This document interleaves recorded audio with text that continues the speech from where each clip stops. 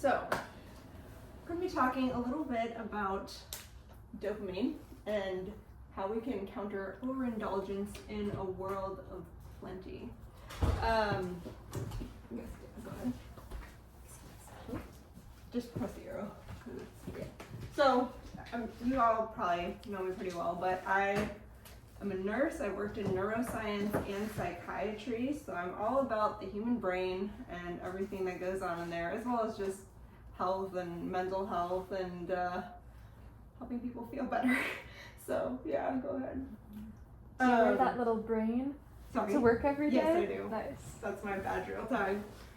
So this TED Talk is based on 2 podcast episodes that I listened to and that blew my mind. And it's a Hidden Brain podcast. I don't know if you guys have ever listened to it, but it's really cool. And the 2 podcast episodes were called The Paradox of Pleasure and The Path to Enough. And it was an interview with a Stanford psychiatrist named Anna Lembke, and I actually read her book afterwards. And she specializes, oopsie. We're muted? Yeah. So we can hear.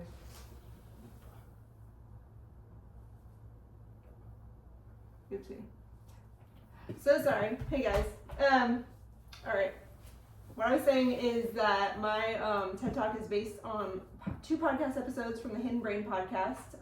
The titles are there, by a Stanford psychiatrist who specializes in addiction and addiction recovery. Her name is Anna Lembke.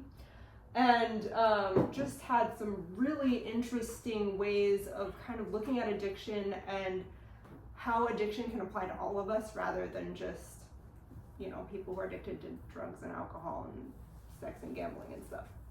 So, a little bit about just the background. As someone who's worked in psychiatry and mental health, I've noticed a lot of patterns about when it comes to the type of people that come in and the timing of kids coming in, or adults too. But I see patients with depression, anxiety, schizophrenia, bipolar, postpartum psychosis, mania, all these different things, suicidal ideation, self-injurious behavior, suicide attempts. And one of the things that I observed early on when I started working in psychiatry was the large amount of college students we would see. And they would always come, not always, but generally come in clusters at the same time every single year.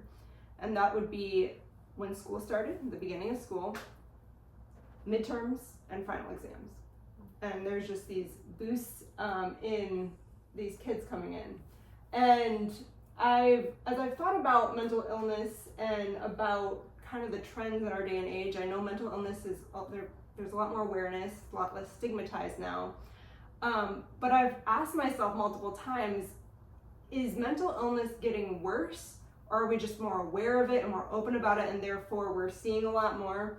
And so I was talking to my dad about it the other day, actually, and I was like, what was mental illness like back in your day and age, back in the 70s and 80s? Did people talk about it? Were there a lot of people who were depressed? And he was like, no, I didn't know what mental illness was. You'd see maybe crazy people every once in a while, on the street. Those were probably people with schizophrenia and stuff, but depression and anxiety, no, that wasn't really a thing. And I understand that obviously back then probably there was, but people didn't talk about it as much. But after, doing research and statistics, looking at the patterns in my patients, and also listening to this podcast, I am inclined to believe that mental illness is definitely getting worse and worse, and projected to continue to worsen.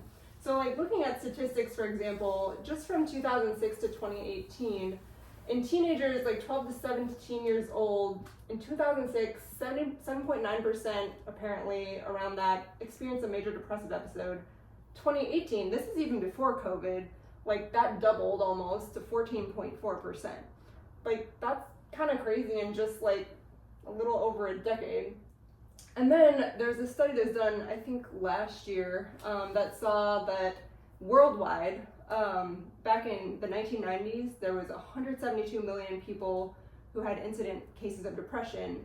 And then in 2017, it jumped to 258 million, which is an increase in almost 50%. And it also found that the adult self-report of depression increased in regions with a high sociodemographic index, such as high income, like North America.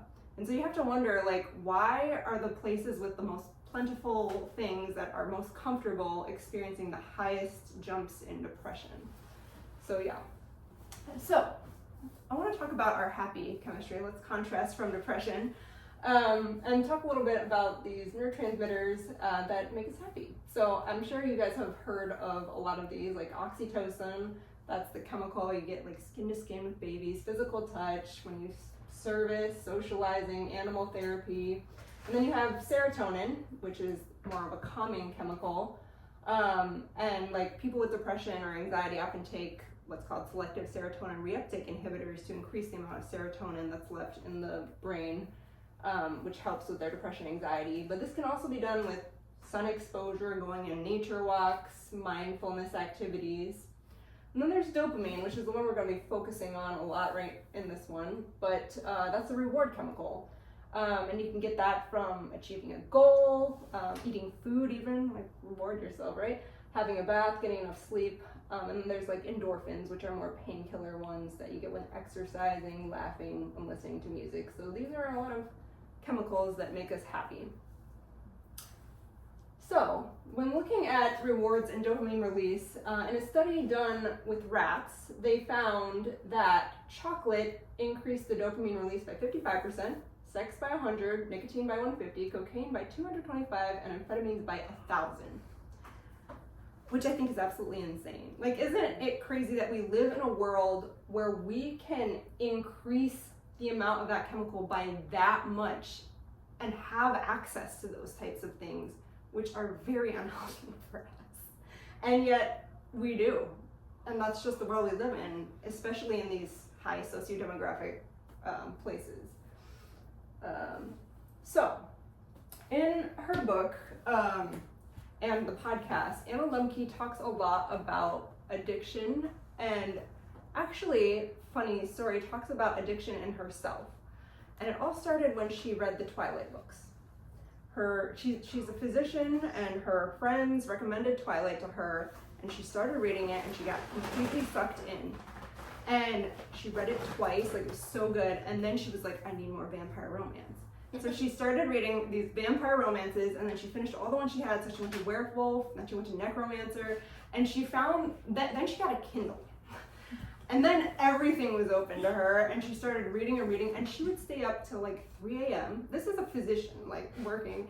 She would not pay attention to her kids or her husband, and before she got the Kindle, she would take her book and hide it behind another book so people wouldn't know what book she was reading, because it was kind of embarrassing. And she found that it had to get more and more erotic so that she could like get as much dopamine. And she didn't realize like how addicted she was to this until she was doing a role play with another resident of motivational interviewing. And this resident was like, okay, well, are there any things that you like to work on or in your life? And she was like, yeah, I think I should probably stop reading so much. And he was like, well, what do you mean? Like, and she didn't tell him all the details, but it was at that point she realized this is an issue. Like, I am not sleeping. I am not like paying attention to my kids. I need to stop. And so she stopped. She said she was gonna go for 4 weeks without it. And immediately she started experiencing withdrawal symptoms. Very bad anxiety, irritation. She couldn't sleep without these books. And it was crazy. And then after 4 weeks, she was like, okay, I'll start again, and just a little bit. And then she started and she binged the whole weekend. And she realized like the extent of this addiction. And it just goes to show that it doesn't have to be drugs or alcohol or pornography. Like, we can get addicted to seemingly like reading Twilight, you know? And so she goes on to talk about, in our world, in our day and age, she compares, like when our brain gets that instant boost of dopamine, she compares it to a teeter-totter. And she's like, in our brain, we get, whether that's chocolate, social media, gaming, porn, shopping, we get this instant like pleasure, like it goes on the pleasure side rather than the pain side, because it's a teeter-totter with pleasure and pain.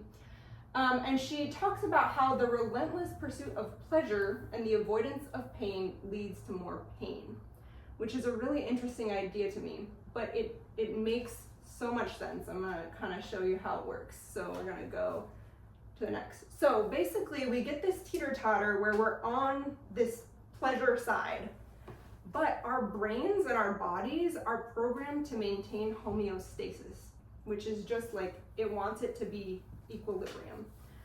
And so our brains and our bodies start trying to correct. And with these like things that can produce this instant dopamine rush, whether that's like scrolling on social media, like viewing pornography, like it can be anything, chocolate, like these are things that produce like instant gratification, but they don't last very long. And so we have this sudden like dopamine thing and the pleasure side's then, and our brain's trying to correct. And so we're gonna go to the next side. And she compares kind of the correction to a ton of gremlins, and they're gonna come and correct to try to rebalance the scale and go to homeostasis.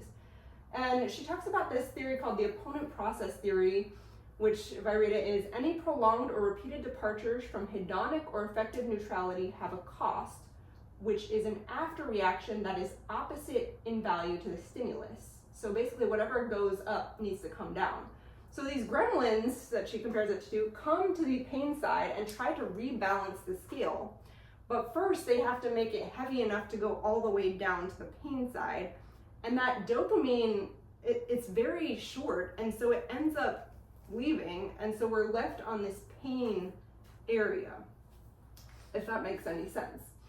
And so this is where we start also developing things like tolerance, and we have like our brains can neuroadapt to these things. So with things like drugs, for example, if you have, I guess, neuroadaptation, I'll read it, with repeated exposure to the same or similar pleasure stimulus, the initial deviation to the side of pleasure will get weaker or shorter, and the after response to the side of pain gets stronger or longer. And so we start getting tolerant, which means we need more of a substance to feel pleasure, or we experience less pleasure with a given dose. For example, with drugs, if I start taking 5 milligrams of oxycodone, after a while, if I take that, it's not gonna control my pain or make me feel as good, and so I need to go to 10 milligrams or 15 to get that same effect. Or with like pornography, I've heard, people start off with like kind of just regular basic porn, and then it's not enough, and they need to get into like violent porn or kid porn, or they need the kid. Like it's just this kind of slippery slope spiral. And so basically now all these gremlins are moving in and having a barbecue, and we're starting to get depressed and anxious and not feeling great. And I'm just gonna read this part of her book because it was really interesting. She says, every pleasure exacts a price, and the pain that follows is longer lasting and more intense than the pleasure that gave rise to it. With prolonged and repeated exposure to pleasurable stimuli, our capacity to tolerate pain decreases, and our threshold for experiencing pleasure increases. But herein lies the problem. Human beings, the ultimate seekers, have responded too well to the challenge of pursuing pleasure and avoiding pain. As a result, we've transformed the world from a place of scarcity to a place of overwhelming abundance, and our brains are not evolved for this world of plenty. We are cacti in the rainforest, and like cacti adapted to an arid climate, we are drowning in dopamine. And so the net effect is that we now need more reward to feel pleasure and less injury to feel pain. And I think I've made observations with like this kind of new and rising generation, especially with these new college students coming into the hospital as my patients. And I've just seen these kids have very little resilience compared to the resilience that I have seen in maybe the older generation, where they're so used to instant gratification because it can come so easily, whether that's with the internet or with other things. And so they freak out and they don't know how to cope when they have to wait for things or when something is somewhat uncomfortable or painful. Hence why I think a lot of kids end up freaking out when they go to college, when they have midterms and stuff. And I'm not saying that midterms and finals are not hard. I've been there and done that, but I think that the resilience level is going downhill just because of how high, like how plentiful dopamine sources are in our world today. So because of this, we end up going into this dopamine deficit state where all the gremlins are camped out on the pain side instead of the pleasure side because they keep trying to correct. And so basically just prolonged consumption of these high dopamine substances is going to lead to this dopamine deficit, which is going to cause things like depression and anxiety. So how do we correct this? So Anna Lemke says that recovery is going to begin with abstinence, hence why she stopped for 4 weeks. She says generally 4 weeks is a good starting time for abstinence, and you need at least that, if not more, to reset our brain's reward pathway and the capacity to take joy in simpler pleasures. So she talks about dopamine fasting, and because these high dopamine goods kind of mess with our ability to delay gratification, hence the poor resilience and freaking out when we can't have things that we want. And she talks about self-binding, which is basically kind of setting boundaries and trying to make sure you're creating space between a desire and a consumption. And self-binding can be physical, chronological, or categorical. I'm sure a lot of you have heard of the Stanford University marshmallow test with little kids where they like put a marshmallow in front of the kid and they're like, if you wait 5 minutes, I'll give you another one. But if you don't, then you just get that one. And some of the kids eat it. They're like, I don't care, I just want the marshmallow. And others are like, okay, I'm gonna wait. But it's interesting because they observed what did these kids do, and the ones that found ways to kind of practice self-binding were more likely to wait. And so these were kids that did things like covered their eyes or turned their chair so their back was to it, or distracted themselves by kicking the table or pulling their hair, or one of them was like petting the marshmallow like it was a pet, so it was too dear to them, they couldn't eat it, it was their pet marshmallow.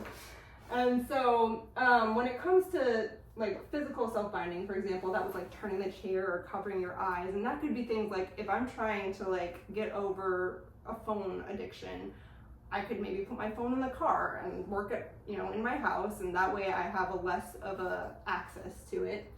Chronological will be things more like I can only do this on holidays, or I can only do this on weekends after 5 p.m. or something like that. And then categorical is interesting. She gave some examples where like she had a patient who was very addicted to sports gambling. And so he had to realize what his triggers were, and it was basically anything to do with sports. So he had to like decide, I'm not gonna watch sports, I'm not gonna go to sports bars, I'm not gonna be exposed to anything with sports, I'm not gonna buy any sports material because that is going to trigger me to do those things. I'm going to ban myself from all these gambling places. There's someone who's really addicted to pornography, and he just had to like really reduce his exposure to any naked bodies, including his own. Like he had to put clothes on before he looked in the mirror. He couldn't watch like sports that involved women that weren't wearing super modest clothing. And so that's more like categorical self-binding. So the other way that she talked about in terms of correction is hormesis, which is basically pressing on our pain side to get the gremlins to go on the pleasure side. And this is not like, self-injurious behavior, but things like exercise, ice fasts, fasting, meditation, prayer, things that are somewhat hard but could produce healthy effects.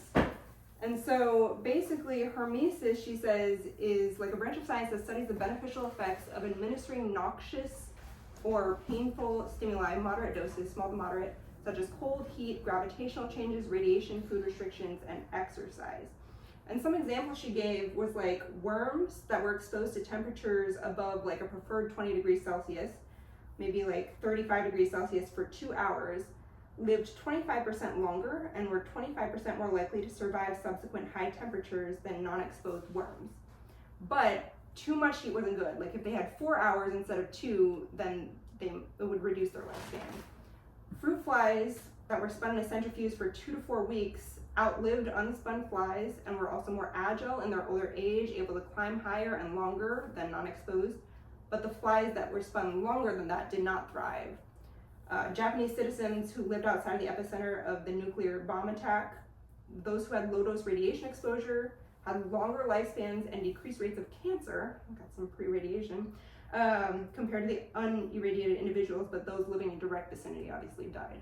So we have to find like this balance between pain and pleasure so our bodies can maintain that homeostasis. And we also have to be aware of getting addicted to pain, because some people do that. So we're gonna talk about exercise, which I know you love, but exercise is actually very toxic to our cells, but it promotes health. It increases dopamine, serotonin, norepinephrine, epinephrine. It increases our natural cannabinoids and opioids, and it contributes to the birth of new neurons and supports glial cells. And it also makes it less likely for us to get addicted to drugs. There was a study that showed that rats who had been given cocaine, if they were given a wheel to exercise, after they exercised, they were less likely, or it would take them longer to go get the cocaine, which was really interesting because they were already addicted and everything. But that's like one of the ways that we can see these things that are somewhat harmful to us can actually be beneficial, or things like ice baths, like I said, or other things. I've tried to kind of expose myself to pain before I even started this podcast actually, but I hated running. Like, I thought it was the stupidest thing that people did. I didn't understand why people did it. When everybody like introduces themselves in nursing school, they're like, I'm Caitlin and I love to run, and I would just roll my eyes. And so one day I was just like, you know what? I don't understand this, but I'm just gonna try it and force myself to see if I can learn to love it. And so I did. And I actually like really love running now, and it's just, and she talks about how, you know, we're pressing on this pain side, and so all of the gremlins start going on the pleasure side, and there's things like runner's highs and stuff that come after that, or like when you take a cold bath, people say, I feel so much better afterwards, my anxiety is gone and stuff. So I think there's something to it, but yeah. So basically, this is the ideal scenario in our minds where we have a good balance, and we can kind of experiment with different things to see where we can find that. But I think ultimately, if we are able to do things that kind of provoke challenge or hardship or even a little bit of noxious stimuli, and delay gratification for things, hopefully we can work with our body to maintain homeostasis, improve our resilience, and get our dopamine at the right amount. But yeah.